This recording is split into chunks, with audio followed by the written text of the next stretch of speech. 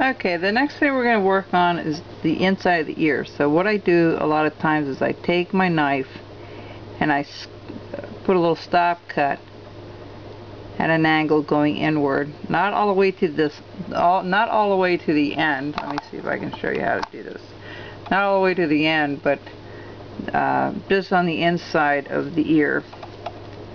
Okay, definitely want to make a cut there. Make things a little easier. Try not to cut all the way through it.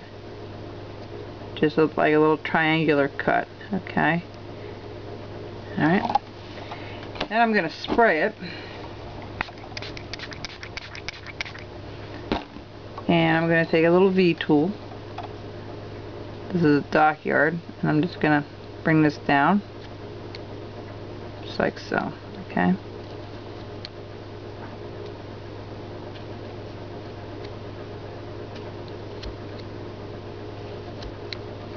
Let me go with a little bit wider. That's not to my liking.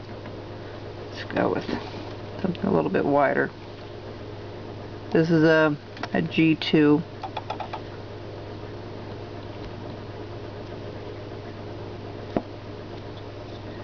What you want to do is take your knife and get in there a little bit so you can cut that out. So that will come out.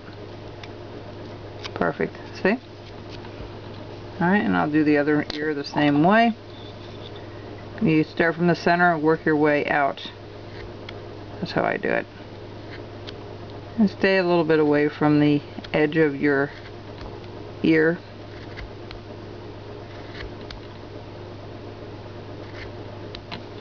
Now, some people will take it down a little deeper. That's okay too. I see one ear is much higher than the other. What we're going to do is we're going to trim this down a little bit and trim this one down a little bit more. Just trim off the top here a little bit and then redefine that point. Alright, that's a little more even. Like I said, getting two of them to look somewhat the same is kind of tough.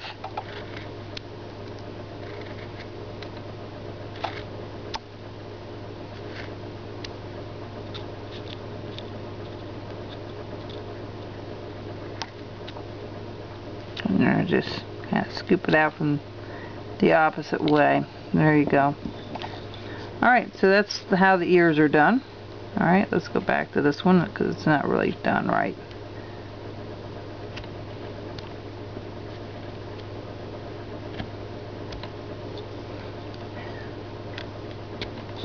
Alright, so that's that portion of it. Okay, and now we have to do the mane on the back. Now, I found out after I did the other one, like a regular horse mane, I realized that the manes are a little different. They're a little more stubbier, and so what we need to do is we need to bring this a little bit more to a point. Alright, just like so. Alright, what we're going to do is we're going to go from the top of the head, we're going to come down like this, and same thing. They're short and stubby, so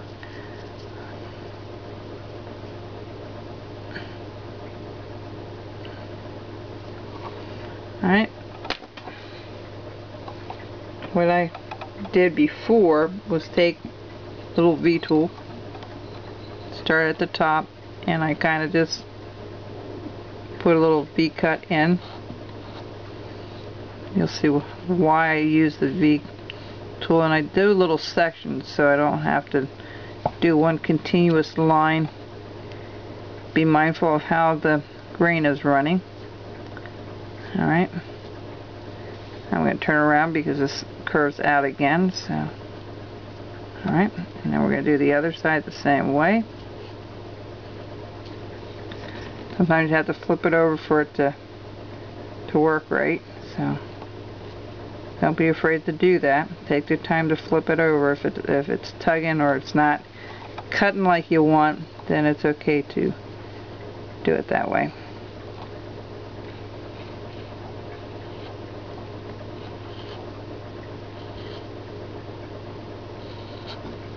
Okay, what I'm going to do here, on the very end, I'm going to take a look at this from here.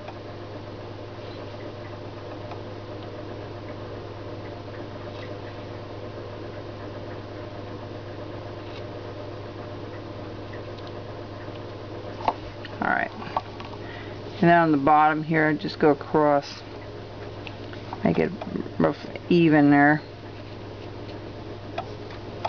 and just go across. Alright, now I'm going to take my knife and I'm going to go away from the main here. I'm going to just chop all this out. That little hard edge, I'm going to get rid of it. Alright, same thing with the other side.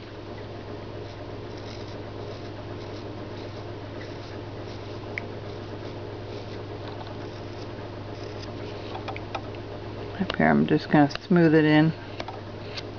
That's sticking out a little bit.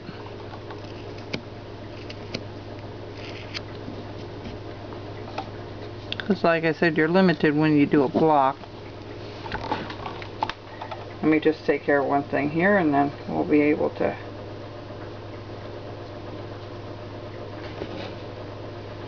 now on the other one I have it coming to a point, so I'm going to work my way going up and right, and then going from this side, a little bit of an angle, and I'm going to come back down. Oops. Come back down. Same way. So what am I trying to do? I'm trying to get this a little bit to a point, like a V. Alright? Like coming up like so.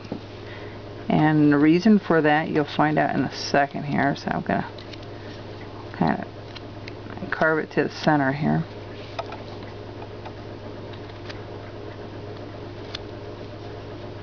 Alright. We'll be back.